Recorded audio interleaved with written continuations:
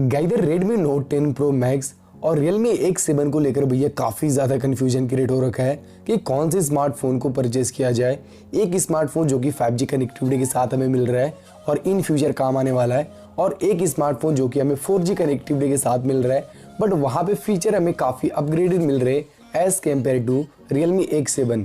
तो कौन से स्मार्टफोन को भैया परचेस किया जाए, काफ़ी ज़्यादा यहाँ पे कन्फ्यूजन क्रिएट हो रखा है। इसलिए आज की ये वीडियो में हम लोग कंपेयर करने वाले हैं Redmi Note 10 Pro Max versus Realme X7 को। सो आज की ये वीडियो सिर्फ और सिर्फ आप सभी के लिए।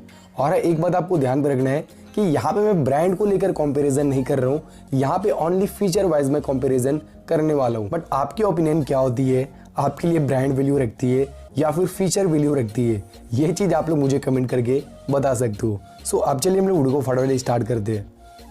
सबसे पहले प्राइसिंग को लेकर अगर हम लोग कंपैरिजन करें तो दोनों स्मार्टफोनों की जो प्राइसिंग है 128GB वेरिएंट की वो बिल्कुल भी सिमिलर है 19,999 रुपीज़। आई मीन 20,000 के अंदर दोनों स्मार्टफोन जो है वो हमें इंडियन मार्केट के ऊपर देखने को मिल रहे हैं। तो ये बिल्कुल भी सिमिलर है प्राइसिंग के मामले में। और अब हम लोग फीचर्स और अदर डिटेल्स को लेकर कंपैरिजन को स्टार्ट करते हैं। सबसे पहले बात करें दोनों स्मार्टफोनों की बैक बॉडी डिज़ाइन की तो Realme X7 के अंदर हमें पॉलीकार्बोनेट की प्लास्टिक बॉडी का सपोर्ट दिया गया है और Redmi Note 10 Pro Max के अंदर हमें फ्रॉस्टेड ग्लास बॉडी का सपोर्ट दिया गया है। दोनों स्मार्टफोनों को सेफ रखने का अलग अलग क्राइटेरिया है, एक को स्क्रैचेस से बचाना है और एक को गिरने से बचाना है। आई मीन विदाउट प्रोटेक्शन आप लोग दोनों स्मार्टफोनों को सेफ नहीं रख सकते हो, तो ये चीज़ आपको ध्यान पर रखना है। बट ग्लास बॉडी थोड़ा सा ज़्यादा बेटर है विथ प्रोटेक्शन के साथ, तो मैं एक point Redmi Note 10 Pro Max को देना चाहता हूँ। इसके अलावा अगर फ्रंट साइड डिस्प्ले की बात करें तो Realme X7 के अंदर हमें 6.4 इंचेस की सुपर एमोलेड डिस्प्ले का सपोर्ट दिया गया है विथ 60 हर्ट्ज के रिफ्रेश रेट के साथ। यहीं पे अगर Redmi Note 10 Pro Max की बात करें तो यहाँ पे हमें 6.6 इंचेस की सुपर एमोलेड डिस्प्ले का ही सपोर्ट दिया गया है, लेकिन यहाँ पे हमें 120 हर्ट्ज की हायर रिफ्रेश रेट का सपोर्ट मिल चुका है। तो यहाँ पे मैं एक पॉइंट और देना चाहता हूँ Redmi Note 10 Pro Max को, सुपर एमोलेड के साथ हायर रिफ्रेश रेट का सपोर्ट दिया गया है। यहीं पे अगर रियर कैमरे की बात करें तो Realme X7 के अंदर हमें बैक पे ट्रिपल कैमरे का सेटअप देखने को मिला है, जिसका main sensor 64 megapixel plus 8 megapixel ultra wide angle and 2 megapixel की डेप्थ सेंसर का सपोर्ट देखने को मिला है। यहीं पे अगर बात करें Redmi Note 10 Pro Max की तो यहाँ पे हमें रियर पे क्वाड कैमरे का सेटअप देखने को मिला है, जिसका मेन सेंसर 108 मेगापिक्सल का है plus 8 megapixel ultra wide angle, 5 megapixel super macro and 2 megapixel की डेप्थ सेंसर का सपोर्ट दिया गया है। हालांकि यहाँ पे मेगापिक्सल जो है मैंने नहीं करता है, कौन से ब्रांड सॉफ्टवेयर के थ्रू कैमरे को कितना ऑप्टिमाइज कर रही ये डिपेंड करता है। बट कैमरे के नंबर वाइज और क्वाड कैमरे के सेटअप की वजह से Redmi Note 10 Pro Max को एक और पॉइंट यहाँ पे मिल जाता है।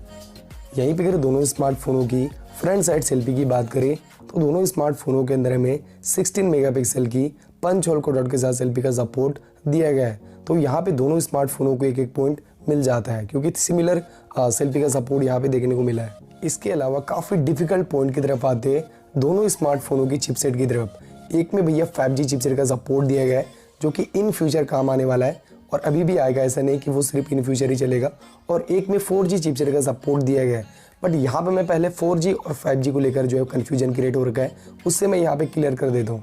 देखो 5G जो है वो अभी तक इंडिया के अंदर स्टेबल नहीं है, वो 1.5 ईयर या फिर इससे ज़्यादा का वक्त लग सकता है, जबकि इंडिया के अंदर 5G जो है वो स्टेबल में चले। चलो अच्छी चीज़ है कि 5G रेडी स्मार्टफोन होगा। In future 5G connectivity India के अंदर स्टेबल में कभी भी आती है तब आप लोग तुरंत 5G पे कन्वर्ट हो सकते हो। बट ऐसा नहीं कि 4G का काम ही खत्म हो गया, वो एकदम 0 Mbps की आपकी स्पीड दे रही है, ऐसा कुछ भी नहीं है। थोड़ा सा सोचो, गौर करो, अभी 5G को आने में काफ़ी वक्त है। ऐसा नहीं बोल रहा हूँ कि मैं कि 5G कनेक्टिविटी अभी लेना कोई काम का नहीं है। हो सकता है आप एक स्टूडेंट हो तो आपके लिए सबसे ज़्यादा इंपॉर्टेंट है 5G रेडी स्मार्टफोन। मैं भी एक स्टूडेंट हूँ, मैं भी चाहता हूँ कि मेरे पास एक 5G रेडी स्मार्टफोन हो और जब भी 5G कनेक्टिविटी इंडिया के अंदर है मैं उसमें कन्वर्ट हो जाऊँ।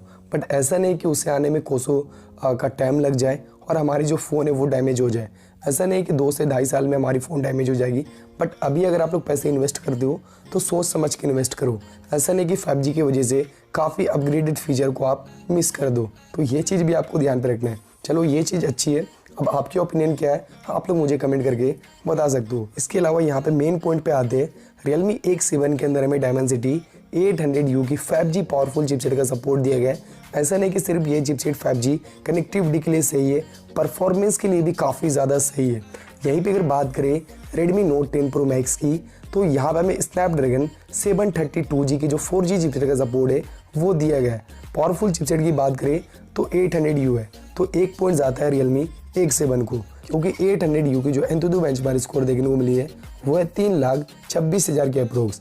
यहीं पे 732G की जो Antutu बेंचमार्क स्कोर देखने को मिली है वो है 2,80,000 के अप्रोक्स। तो परफॉर्मेंस के मामले भी 800U जो है वो काफ़ी ज़्यादा अच्छी है, तो एक पॉइंट Realme X7 को जाता है।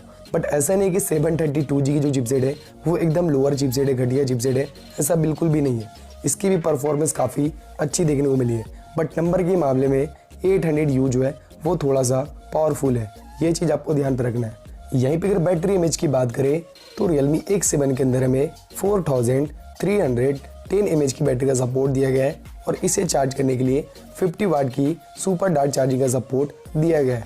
यहीं पे अगर Redmi Note 10 Pro Max की बात करें तो यहाँ पे 5020 mAh की बैटरी का सपोर्ट दिया गया है, और इसे चार्ज करने के लिए 33 वाट की फास्ट चार्जिंग का सपोर्ट दिया गया है।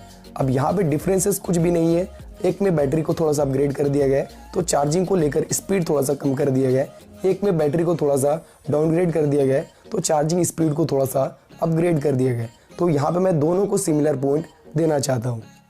इसके अलावा Realme X7 के अंदर सिंगल स्पीकर का सपोर्ट दिया गया है हाई-रेस ऑडियो क्रिएटिफिकेशन के साथ। यहीं पे Redmi Note 10 Pro Max के अंदर हमें डुअल स्पीकर का सपोर्ट दिया गया है हाई-रेस ऑडियो क्रिएटिफिकेशन के सपोर्ट के साथ।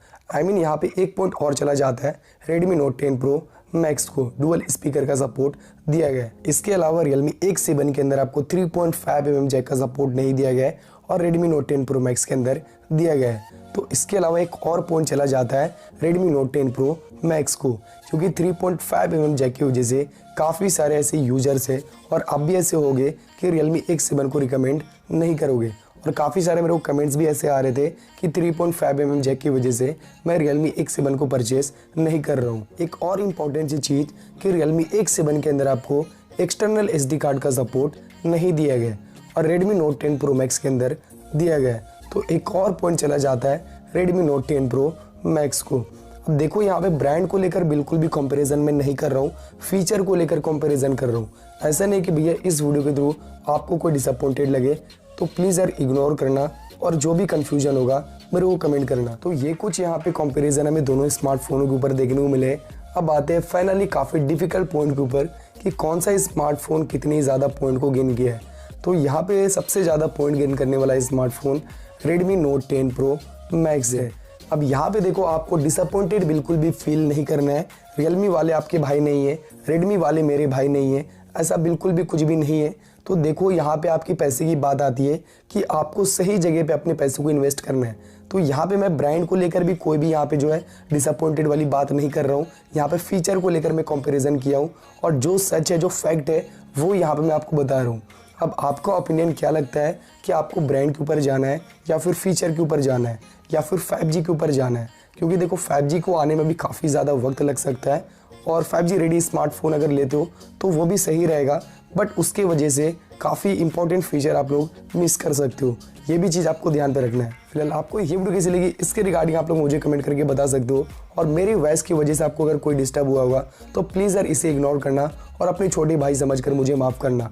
अगले नेक्स्ट टाइम शायद मैं ठीक हो जाऊँ और आपके लिए काफ़ी बेस्ट वीडियो लेकर आऊँ। फिलहाल तब तक के लिए चलता हूँ, मिलते अगले वीडियो में। Bye bye, take care.